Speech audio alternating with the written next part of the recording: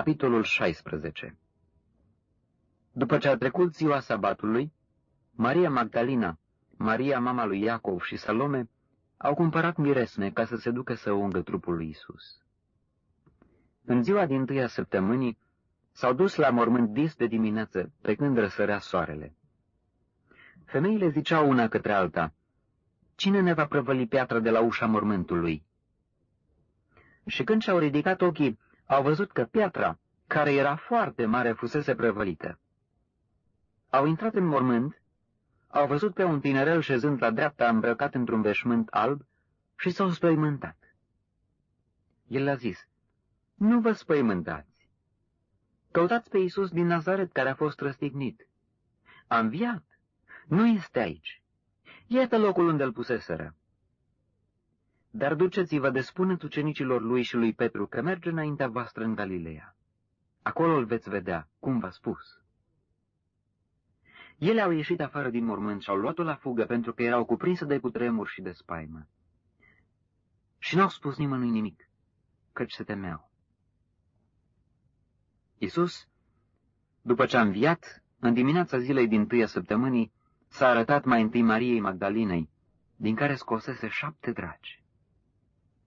Ea s-a dus și a dat de știre celor ce fuseseră împreună cu el, care plângeau și se tânguiau. Când au auzit ei că este viu și că a fost văzut de ea, n-au crezut-o. După aceea s-a arătat într-alt chip la 2 dintre ei pe drum, când se duceau la țară. Aceștia s-au dus de-au spus lucrul acesta celorlalți, dar nici pe ei nu i-au crezut. În sfârșit, s-a arătat celor 11 când ședeau la masă. Și i-a mustrat pentru necredința și împietrirea inimilor, pentru că nu crezuseră pe cei ce-l văzuseră înviat. Apoi le-a zis: "Duceți-vă în toată lumea și propovăduiți Evanghelia la orice făptură. Cine va crede și se va boteza, va fi mântuit, dar cine nu va crede, va fi osândit. Iată semnele care vor însoți pe cei ce vor crede. În numele meu vor scoate dragi, vor vorbi în limbi noi, vor lua în mână șerpi. Dacă vorbea ceva de moarte, nu-i va vătăma. Își vor pune mâinile peste bolnavi și bolnavii se vor însănătoșa." Domnul Iisus, după ce a vorbit cu ei, s-a înălțat la cer și a șezut la dreapta lui Dumnezeu. Iar ei au plecat și au propovăduit pretutindeni. Domnul lucra împreună cu ei și întărea cuvântul prin semnele care îl însoțeau. Amin. Acesta este sfârșitul Evangheliei după Marcu. Capitolul 6. În anul morții împăratului Ozia, am văzut pe Domnul șezând pe un scaun de domnie foarte înalt, și poalele mantiei lui umpleau templul. Serafimii stăteau deasupra lui și fiecare avea 6 aripi. Cu 2 își acopereau fața, cu 2 își acopereau picioarele și cu 2 zburau. Strigau unul la altul și ziceau: "Sfânt, Sfânt, Sfânt este Domnul oștirilor! Tot pământul este plin de mărirea lui." Și se zguduiau ușiorii ușii de glasul care răsuna și casa s-a umplut de fum. Atunci am zis: "Vai de mine, sunt pierdut, căci sunt un om cu buze necurate, locuiesc în mijlocul unui popor tot cu buze necurate și am văzut cu ochii mei pe împăratul, Domnul oștirilor." Dar unul din serafimi a zburat spre mine cu un cărbune aprins în mână, pe care îl luase cu cleștele de pe altar. Mi-a atins gura cu el și a zis: "Iată, atingându-se cărbunele acesta de buzele tale, nelegiuirea ta este îndepărtată și păcatul tău este ispășit." Am auzit glasul Domnului întrebând: "Pe cine să trimit și cine va merge pentru noi?" Eu am răspuns: "Iată-mă, trimite-mă." El a zis atunci: "Du-te și spune poporului acestuia: într-una veți auzi și nu veți înțelege, într-una veți vedea și nu veți pricepe. Împietrește inima acestui popor, fă-l tare de urechi și astupă-i ochii ca să nu vadă cu ochii, să n-audă cu urechile, să nu înțeleagă cu inima, să nu se întoarcă la mine și să nu fie tămăduit." Și eu am întrebat: "Până când, Doamne?" El a răspuns: "Până când vor rămânea cetățile pustii și lipsite de locuitori." până când nu va mai fi nimeni în case și țara va fi pustită de tot, până va îndepărta Domnul pe oameni și țara va ajunge o mare pustie. Și chiar a 10-a parte de va mai rămânea din locuitori vor fi nimiciți și ei la rândul lor. Dar după cum terebintul și stejarul își păstrează butucul din rădăcină când sunt tăiați, tot așa, o sămânță sfântă se va naște iarăși din poporul acesta. Capitolul 7. S-a întâmplat pe vremea lui Ahaz, fiul lui Iotam, fiul lui Ozia, împăratul lui Iuda, că Rețin, împăratul Siriei, s-a suit cu Pecah, fiul lui Remalia, împăratul lui Israel, împotriva Ierusalimului ca să-l bată, dar n-a putut să-l bată. Când au venit și au spus casei lui David, sirienii au tăbărât în Efraim. A tremurat inima lui Ahaz și inima poporului său, cum se clatină copacii din pădure când bate vântul. Atunci Domnul a zis lui Isaia, ieși înaintea lui Ahaz, tu și fiul tău Șear-Iașub, la capătul canalului de apă al Iasului de sus, pe drumul care duce la ogorul nălbitorului. Și spune-i, ia seama și fii liniștit, nu te teme de nimic și să nu ți se moaie inima din pricina acestor 2 cozi de tăciuni care fumegă, din pricina mâniei lui Rețin și a Siriei și din pricina fiului lui Remalia. Nu te teme că Siria gândește rău împotriva ta și că Efraim și fiul lui Remalia zic, să ne suim împotriva lui Iuda, să batem cetatea, să o spargem și să punem împărat în ea pe fiul lui Tabeel. Căci așa vorbește Domnul Dumnezeu. Așa ceva nu se va întâmpla și nu va avea loc. Căci Damascul va fi capitala Siriei și Rețin va fi capitala Damascului. Și peste 65 de ani, Efraim va fi nimicit și nu va mai fi un popor. Samaria va fi capitala lui Efraim și fiul lui Remalia va fi capul Samariei. Dacă nu credeți, nu veți sta în picioare. Domnul a vorbit din nou lui Ahaz și a zis, cere un semn de la Domnul Dumnezeul tău, cere-l fie în locurile de jos, fie în locurile de sus. Ahaz a răspuns, nu vreau să cer nimic ca să nu ispitesc pe Domnul. Isaia a zis atunci, ascultați totuși casa lui David, nu va ajunge oare să obosiți răbdarea oamenilor, de mai obosiți și pe a Dumnezeului meu? De aceea Domnul însuși vă va da un semn. Iată, fecioara va rămânea însărcinată, va naște un fiu și îi va pune numele Emanuel, Dumnezeu este cu noi. El va mânca smântână și miere până va ști să lepede răul și să aleagă binele. Dar înainte ca să știe copilul să lepede răul și să aleagă binele, țara de ai cărei 2 împărați te temi tu va fi pustiită. Domnul va aduce peste tine, peste poporul tău și peste casa tatălui tău, zile cum n-au mai fost niciodată din ziua când s-a despărțit Efraim de Iuda, adică pe împăratul Asiriei. În ziua aceea Domnul va șuiera muștelor de la capătul râurilor Egiptului și albinelor din țara Asiriei. Ele vor veni și se vor așeza toate în vâlcelele pustii și în crăpăturile stâncilor, pe toate stufișurile și pe toate imașurile. În ziua aceea Domnul va rade cu un brici luat cu chirie de dincolo de râu, și anume cu împăratul Asiriei, capul și părul de pe picioare. Ba va rade chiar și barba. În ziua aceea fiecare va hrăni numai o juncă și 2 oi, și vor da un așa belșug de lapte încât vor mânca smântână, căci cu smântână și cu miere se vor hrăni toți cei ce vor rămâne în țară. În ziua aceea, orice loc care va avea 1000 de butuci de viță, prețuind 1000 de sicli de argint, va fi lăsat pradă mărăcinilor și spinilor. Vor intra acolo cu săgeți și cu arcul, căci toată țara nu va fi decât mărăcini și spini. Și toți munții lucrați cu cazmaua acum nu vor mai fi cutreierați, de frica mărăcinilor și a spinilor. Vor da drumul boilor în ei și le vor bătători oile. Capitolul 8. Domnul mi-a zis, ia o tablă mare și scrie pe ea așa că să se înțeleagă. Grăbește-te de prădează, aruncă-te asupra prăzii. Am luat cu mine niște martori vrednici de credință, pe preotul Urie și pe Zaharia, fiul lui Berechia. M-am apropiat de prorociță. Ea a zămislit și a născut un fiu.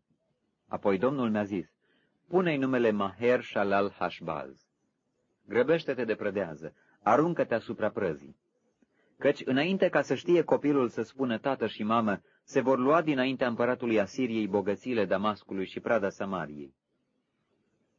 Domnul mi-a vorbit iarăși și mi-a zis, pentru că poporul acesta a disprețuit apele din Siloie care curg lin, și s-a bucurat de Rețin și de fiul lui Remalia. Iată, Domnul va trimite împotriva lor apele puternice și mari ale râului, Eufrat, adică pe împăratul Asiriei cu toată puterea lui. Pretutindeni, el va ieși din albia lui și se va vărsa peste malurile lui. Va pătrunde în Iuda, va da peste maluri, va năvăli și va ajunge până la gât. Iar aripile întinse ale oastei lui vor umplea întinderea țării tale, Emanuele. Scoateți strigăte de război cât voiți, popoare, căci tot veți fi zdrobite. Luați aminte toți cei ce locuiți departe, pregătiți-vă oricât de luptă, căci tot veți fi zdrobiți. Pregătiți-vă oricât de luptă, căci tot veți fi zdrobiți. Faceți la planuri cât voiți, căci nu se va alege nimic de ele. Luați la hotărâri cât voiți, căci vor fi fără urmări. Căci Dumnezeu este cu noi, Emanuel. Așa mi-a vorbit Domnul când m-a apucat mâna lui și m-a înștiințat să nu umblu pe calea poporului acestuia. Nu numiți uneltire tot ce numește poporul acesta uneltire, și nu vă temeți de ce se teme el, nici nu vă speriați. Sfințiți însă pe Domnul oștirilor, de el să vă temeți și să vă înfricoșați. Și atunci el va fi un locaș sfânt, dar și o piatră de poticnire, o stâncă de păcătuire pentru cele două casele lui Israel, un laț și o cursă pentru locuitorii Ierusalimului. Mulți se vor poticni, vor cădea și se vor sfărâma, vor da în laț și vor fi prinși.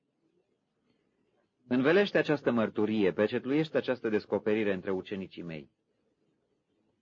Eu nădăjduiesc în Domnul, care își ascunde fața de casa lui Iacov. În el îmi pun încrederea. Iată, eu și copiii pe care mi-i-a dat Domnul suntem niște semne și niște minuni în Israel, din partea Domnului oștirilor care locuiește pe muntele Sionului. Dacă vi se zice însă, întrebați pe cei ce cheamă morții și pe cei ce spun viitorul, care șoptesc și bolborosesc, răspundeți. Nu va întreba oare un popor pe Dumnezeul său? Va întreba el pe cei morți pentru cei vii? La lege și la mărturie, căci dacă nu vor vorbi așa, nu vor mai răsări zorile pentru poporul acesta.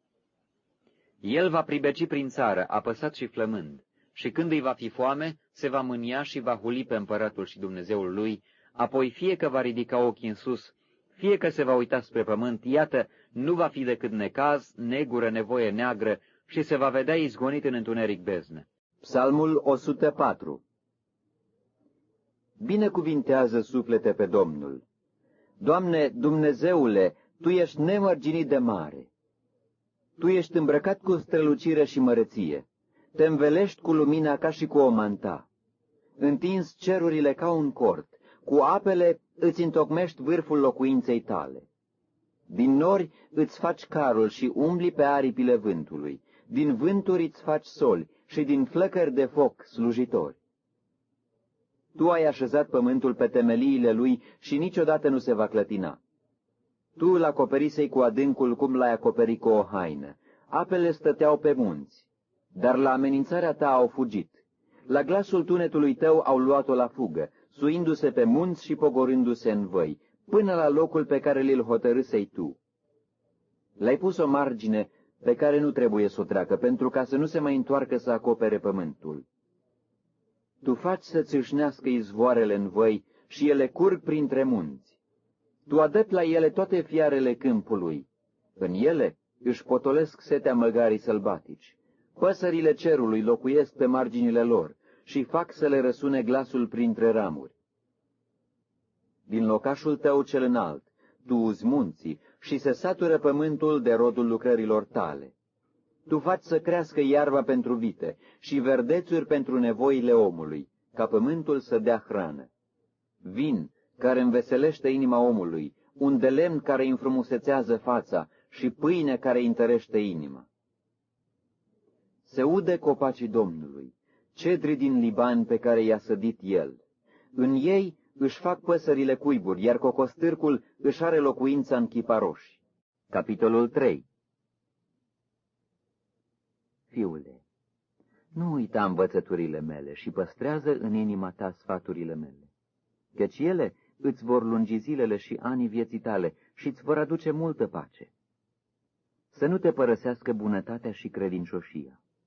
Leagă-ți-le la gât, scrie-le pe tăblița inimii tale.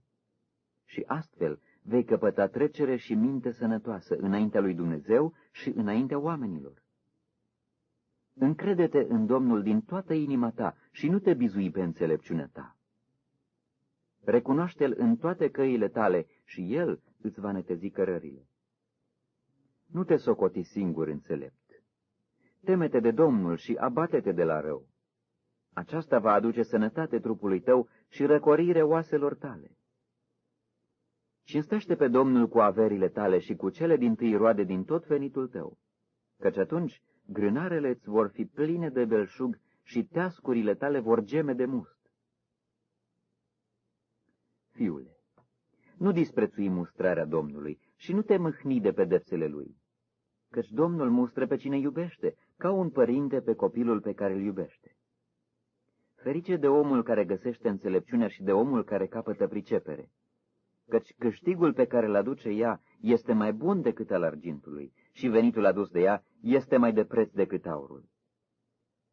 Ea este mai de preț decât mărgăritarele și toate comorile tale nu se pot asemui cu ea.